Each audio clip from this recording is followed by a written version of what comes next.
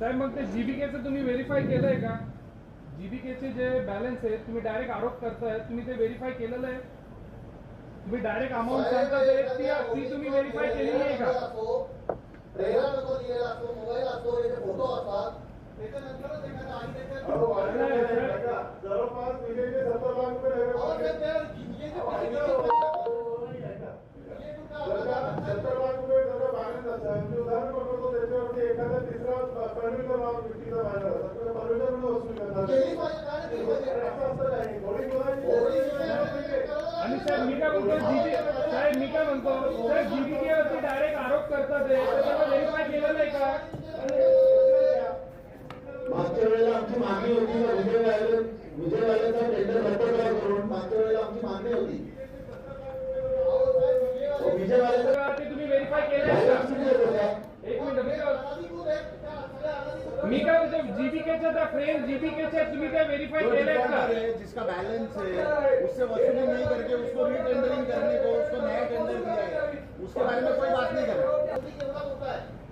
गायकवाड साहेब एका म्हणजे साईडने जी सुरू करायची, कुठलाही भेदभाव न करता जे अनधिकृत होर्डिंग आहे सर्वच काढून टाकायचे. सीओ साहेब मी काय बोलतो, आता जीबीकेचं यांनी नाव घेतलं तर त्या होर्डिंग जीबीकेच्या आहेत का? तुम्ही डायरेक्ट ॲलिगेशन कसं काय करू शकता? तुम्ही ॲलिगेशन करायच्या आधी तुम्ही व्हेरीफाय केलंय का? काय पद्धती त्याचं लाईव्ह लोकेशन घेतात ना, लाईव्ह लोकेशन घेऊन त्याचे फोटो काढले जातात, त्याचा व्यवहार नंबर दिला जातो, त्याच्यावरचे मोबाईल नंबर घेतले जातात. साहेब ऍडव्हर्टाइजमेंट जी कंपनी असते, आता एखादा जर मी त्या कंपनीला जर दिलं असती नगरपालिकेचे, त्या कंपनीने सबमिट केलं नाही नगरपालिकेमध्ये. पुतळा उभारण्यात यावा ही मी मागणी करतोय. आणि डॉक्टर बाबासाहेब आंबेडकर यांचा देखील पुतळा उभारण्यात यावा हे पण मी सभागृहाकडे मागणी करतोय. माझं या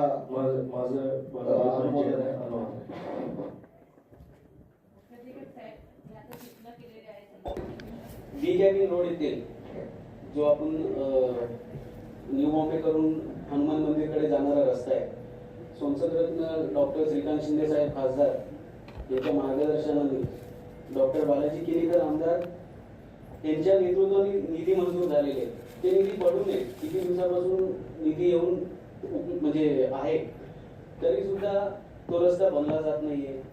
तिकडे पुढे त्याच्यात जे नागरिक आहेत त्यांना स्थलांतर कुठे करणार त्या विषयावरती कधीच अजूनपर्यंत काही झालेलं नाही. तर तडवी साहेब त्या गोष्टीबद्दल पण जरा माहिती द्या.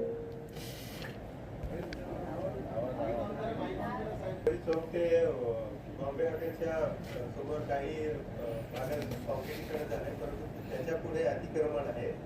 अतिक्रमण काढण्यासाठी आम्ही अतिक्रमण विभाग आणि नगरसेवक कारवाई सुरू आहे. पण मध्यंतर करार चौधरी सर पण होते आणि काढूने साहेब पण होते. रेल्वे विभागाची जी साईन विजिट होती त्यावेळेस आम्ही त्यांना सांगितलं होतं की 9 मीटरचा रस्ता फक्त बाकी राहिला आहे. बाकी 9 मीटर हा रस्ता आहे रेल्वेच्या अखत्यारीत दिलेला आहे आणि त्या ठिकाणी त्यांनी एन्क्रोचमेंट पण काढले.